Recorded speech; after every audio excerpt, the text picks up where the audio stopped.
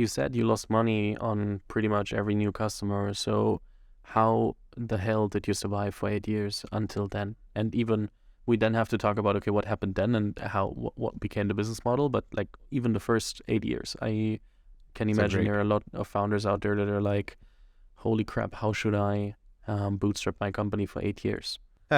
Yeah, so this is why I like, and Fabian, we were talking a little bit before and about how I believe strongly that revenue is like oxygen to a company, to a startup. And the reality is that that's how we survived. We went searching for oxygen tanks. So just like imagine you're a scuba diver under the water and your oxygen tank is running to the end of its oxygen supply, you are going to die. And that's just like what it's like when you're a startup.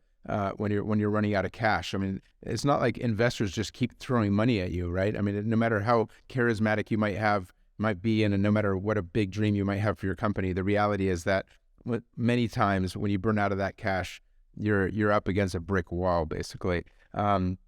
So what we did is we went out searching for other oxygen tanks, and we actually found these different ways of bringing in some revenues. They didn't cover all our costs, but they kept the company close enough towards profitability that it wasn't such a big ask to get a little bit more funding from investors, and all kinds of creative things. And this is the stuff I encourage all founders to think about, is that you can find revenue streams that are even outside of what your core dream is. I mean, the great example I always like to give, by the way, outside of Shazam, is I joined Google in 2004, a few months before it went public, as an employee of Google. And, many people don't realize that in the early days of Google, if you look at their financial statements of Google in its first few years, all the money came from a licensing deal to Yahoo. So Google was powering, or it was actually syndicating or powering search for Yahoo. And that's what brought in all the revenue. Of course, that's irrelevant today, but that's what sort of funded. It was their oxygen in those early years.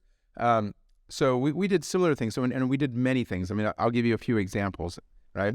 And keep in mind, this is driven by pure desperation to stay alive, right? So this is not building the dream of Shazam. This is building the dream of staying alive.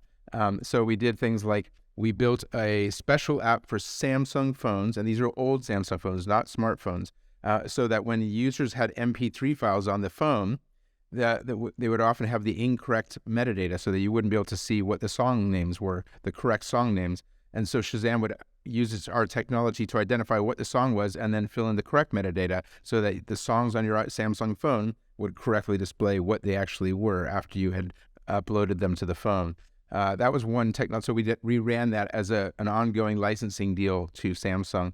Another one is we built a version of Shazam that was white labeled for various companies. One was for Motorola. So that one was called Moto ID, MOTOID. And it was like a little Java app. So because there were apps before the smartphones of iPhone came out, and they were predecessors that were built on older technologies like Java. So we built a Java app that was preloaded onto Motorola phones, and it identified songs. And actually that was a licensing model where Motorola would pay Shazam per install. We also went to Japan, and we found a company and we just said, look, wouldn't you love to run this company, a Shazam, in Japan? Because, by the way, at that time, Japan was up there with Sweden as the most advanced mobile markets in the world.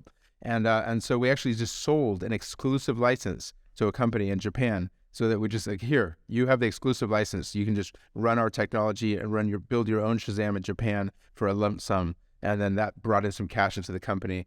And then we also built a B2B business. So we built a business where we actually would monitor thousands of radio stations using our technology, and just monitored what these radio stations were playing, because it turns out there were organizations that needed that information. As you know, when an artist gets a song played on the radio, they're due a royalty. And so to pay that royalty out, you need to know when their song is played on the radio and how often. So we licensed our technology for that, and that became a significant revenue stream for the company. So those are just a few examples, and there are more. But all the little things we're doing to just find revenue, like oxygen tanks, keep that oxygen tank filled with oxygen so that we can stay alive. And it was a long period, as we talked about. It was literally from launch, 2002, until the App Store came out in 2008. And then finally, we took off like a hockey stick and attract new investment from Kleiner Perkins. Today's investors, I think, would be like, yeah, but you have to be focused. And then you're like, yeah, but I don't have the luxury to be and stay focused. Yeah. I have to somehow survive. But Yeah. today's like it's super interesting how times change on the one hand, and also like how perception of an investor who gives you money is so different from, okay, I am the founder, I have to make this work, and I also need to find all, like 5 years ago I would not have got money, like in your case, like it took a while until then the next investment, or the investment from Kleiner Perkins came, and in between I guess you talked to people, but it took until then that somebody really wanted to invest.